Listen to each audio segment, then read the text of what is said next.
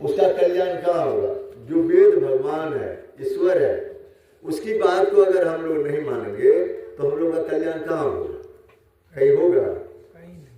तो वेद भगवान ने क्या कहा कि ऐसी जीवों सभी की कोशिश करते हैं, मनुष्य जितने भी है सभी मनुष्य करते हैं, ये नहीं कि चेतना मनुष्य में है इसलिए मनुष्य करते हैं कि ऐ मनुष्यों, अगर उस परम पिता को जानना चाहते हो, किस परम पिता को? जो तुम्हारा पिता है, जिसने जहां से तुम आए हो, ये पृथ्वी पे आए हो जहां से, उस परम पिता को अगर जानना चाहते हो तो मेरी बात तो सुनो। क्या कहते हैं? मेरी बात सुनो। क्या उसकी क्या बात है? तो बुद्धि योग करो, बुद्धि योग मतलब सत्संग करो, तो बुद्धि होगा सुनो। और उसके बाद कहता है तो जप करो और ध्यान करो, मानस ध्यान, जप कर ध्यान। उसके बाद कहता है अग्नि ज्योति माने दृष्टि योग क्रिया करो। वेद भगवान कहते हैं, तो वेद भगवान का कहना के मुताबिक अगर हम चलेंगे तो हम लोग जो सुख पाने की लालसा में है कि हम लोग दुख नहीं पाएंगे, वो सुख हमको मिलेगा जब उसके कहने के मुताबिक चलेंगे। उसके कहने के मुताबिक आज इसी पे विषय पे आज ध्यान का हुआ है, तो ध्यान भी इसी में संलग्न है। ध्यान है ना, कहता है कि ध्यान योग, तो ध्यान वाला विषय आया है कि आज ध्यान अगर मान लीजिए वेद भगवान की बात को मान के चलेंगे, हम लोगों को कोई कष्ट नहीं होगा, कहीं भी कुछ भी तरह का कलेश नहीं आएगा वेद भगवान की बात को मानेंगे। जैसे ध्यान है, ध्यान वाली बात है, घर पे जाइए, अगर हमारी भोजन बनाने वाली आंगन में महिला है, माताएं हैं, अगर ध्यान न दे, 2 बार उसमें नमक डाल दे सब्जी में या दाल में, कैसा रहेगा वो? खाने को नहीं देगा। अगर हम ध्यान करने के लिए गए, पशु को ले गए, बांधना है खूंटे में, बूढ़ी में, आज देख रहे हैं इधर उधर, वैसे बूढ़ी फंसा दिए, बूढ़ी बाहरे में लगा दिए, पशु तो नहीं बंधा गया। तो ध्यान में हर चीज क्या दोगे? कुटी काट रहे हैं, अगर ध्यान हम नहीं देंगे, कुटी काट देंगे, हाथ में लग जाएगा, दबिया पाने। कोई भी काम करने में ध्यान की जरूरत ये भौतिक संसार के लोगों को भी होता है। यही ध्यान को अब हम अंदर देखने के लिए उपनिषद ने बता रहा है कि सबका ध्यान एक ही तरह का होता है, बताइए? नहीं, सबका अपना अपना ध्यान अलग अलग होता है, क्योंकि सबके अपने विचारों के ताना बाना से बुना हुआ चादर है, उस चादर को पार करना ही ध्यान है। सबके अपना अपना मन में जो जितना चंचल रहता है, जितने अपने काम में चंचल रहता है, उसका ध्यान उतना उसमें जल्दी नहीं बैठता है, उसका मन एकाग्र नहीं होता है। जो जितना चंचल रहता है, जो जितने काम में फंसा रहता है, जो जितने लगाव रहता है रात दिन, उसको ध्यान नहीं मिलता है, क्योंकि उनके विचारों के ताना बाना से बुना हुआ चादर बहुत मोटी है, जो चादर को पार करना उसके लिए संभव नहीं है। जो विचारों के ताना बिना, जिसका विचार बहुत कम है, कम पाप करता है, सोच सोच के काम करता है, बच बच के काम करता है, शुभ काम करता है, हर एक काम में बचता है, सोच समझ करके करता है, उसका ध्यान जल्दी करता है।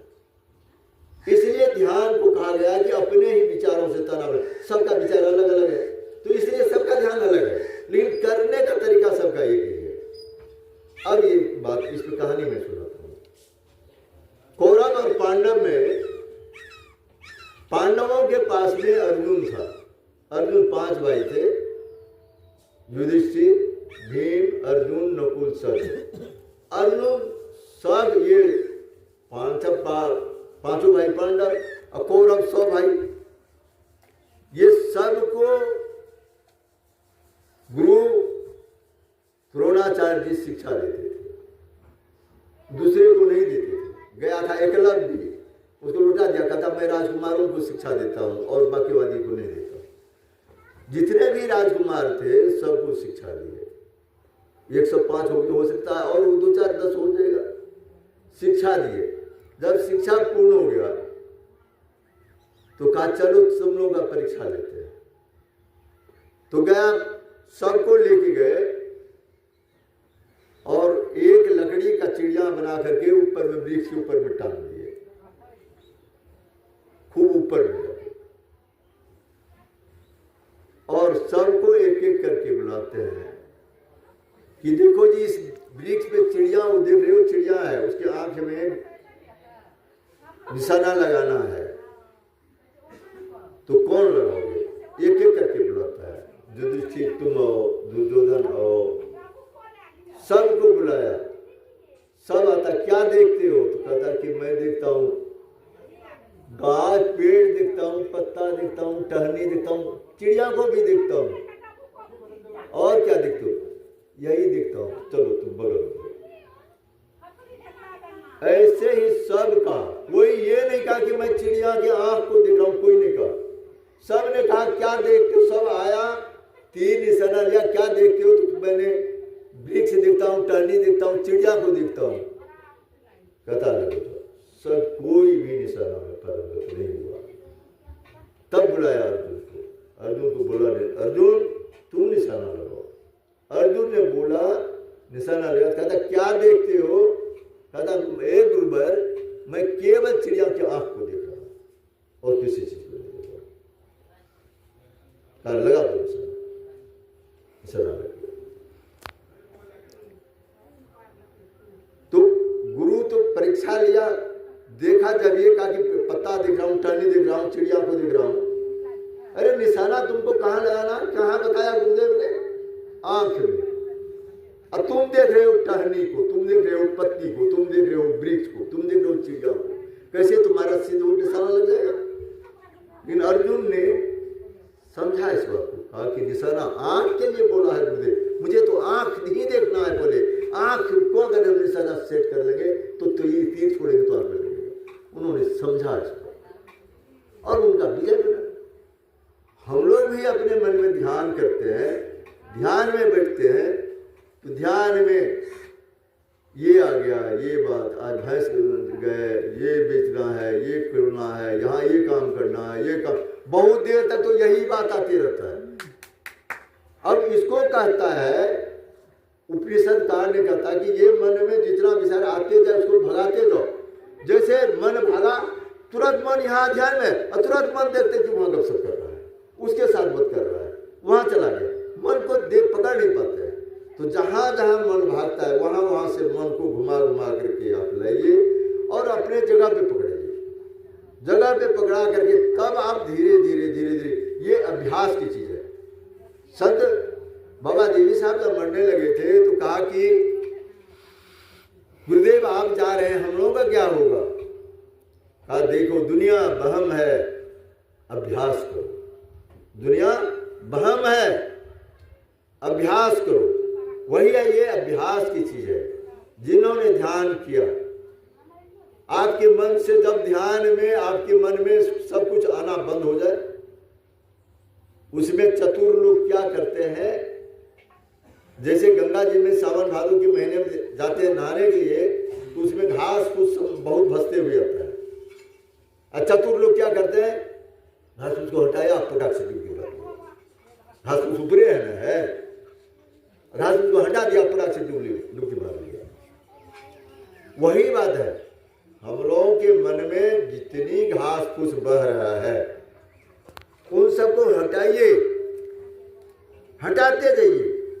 मन को बिल्कुल, मन में जब आपका कोई आना जरा संकल्प विकल्प आचार विचार ना रहे, किसी सोचने समझने की कोई बात ना रहे, मन एकदम बिल्कुल निर्विषयी हो जाए, विषय की ओर बिल्कुल न जाए, तब आपका ध्यान एकदम शून्य में लगेगा। और ध्यान की विषय में समझ गया। उसके बाद क्या दिया था नाद, अभी नाद की बात है।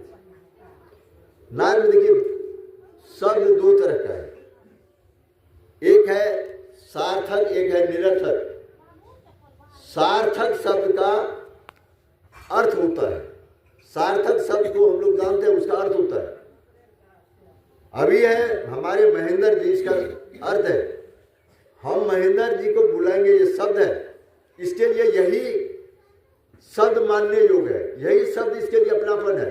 महेंद्र जी को बुलाएंगे, महेंद्र शुरू से नाम नहीं था ना, नाम तो हम लोग रखे हैं, लेकिन ये शब्द इसका नाम बन गया तो हम पुकारेंगे तो महेंद्र जी आएंगे, महेंद्र के नाम पुकारेंगे महेंद्र जी आएंगे, सत्यनारायण जी नहीं आएंगे। तो शब्द का जिस शब्द में अर्थ हो वह सार्थक है। सार्थक और निरर्थक, निरर्थक का शब्द का अर्थ ही नहीं होता है। वही जिसका अर्थ का, जिस शब्द निरर्थक है उसका अर्थ नहीं होता, वही है नाद। कहिए निरर्थक का कैसे अर्थ नहीं होता है? तो आलाप देता कहिए किसका क्या अर्थ हुआ? हारमोनियम को कहता ना इसका क्या अर्थ है? कोई अर्थ हुआ? पानी में आवाज सुनते हैं उसका अर्थ कहेंगे आप क्या हुआ? आग में आवाज है, अगर आग जब जलता तो नहीं करता था, उसका अर्थ है कोई? वही शब्द यदि हम लोगों को ऊपर से, हम कहां से नहीं सुनते हैं, उस सूरत हृदय के सूरत शब्द से सुनते हैं, उस शब्द आता है, निरर्थक शब्द कान में नहीं आता है, अंदर आत्मा में आता है, वही है नाद। जिन्होंने उस नाद को पकड़ लिया, उसमें बहुतों शब्द है, बहुतों शब्द है, इतनी डरावना शब्द है, इतनी सुखमय शब्द है, इतनी बहुतों शब्द है, वो आते जाएगा आप में। उस शब्द को सुनते सुनते आप उसका अभ्यास अगर होंगे तब आप नाद में, तब आपको नाद समझेंगे, तब नाद। अब यहाँ पे उस शब्द को भी मैं दिखला देता हूँ। सार्थक और निरर्थक दो शब्द बताए ना, वही शब्द है। सार्थक को कहते हैं वर्णनात्मक, जिसका वर्णन किया जा सके, जो लिखा जा सके। ध्वनात्मक शब्द का लिखना नहीं होता है, ध्वनात्मक शब्द वही नाद शब्द है। वर्णात्मक, ध्वनात्मक, वर्णात्मक में है जप, वर्णात्मक में है जप, महेंद्र महेंद्र महेंद्र महेंद्र महेंद्र महेंद्र जप। लेकिन ध्वनात्मक में है उस शब्द को सुनना, परमात्मा क्या कर रहा है, क्या आवाज आ रही है उसको सुनना, ध्वनात्मक शब्द है। उसकी आवाज सुनना, उसकी आवाज में अर्थ नहीं है, केवल आपको सुनने की क्रिया है। आप सुनिए, और सुनने में ही इतनी उसमें खुशियां भरी है, इतनी प्रसन्नता उसमें भरी है जिसका अर्थ नहीं है। आलाप देता राम धुन बजा रहा है, 1 घंटे राम धुन बजा रहा है, आप उसमें मग्न हो जाएंगे, यहाँ बैठिए आप मग्न हो जाएंगे, उसका अर्थ नहीं है। राम धुन एकदम बज रहा है पैसियों पे, वो जो लता है ऑर्गन पे बजा रहा है, उसका अर्थ आप नहीं निकाल पाएंगे, लेकिन आप मस्त रहेंगे, सुनिए, एकदम बड़ी प्रिय रहेगा, सुन रहे हैं। वही है नाद शब्द, एकदम उस शब्द आएगा आपको, जब आएगा तो आप उसी तरह मस्त रहेंगे और सुन रहे हैं सबको, मस्त हो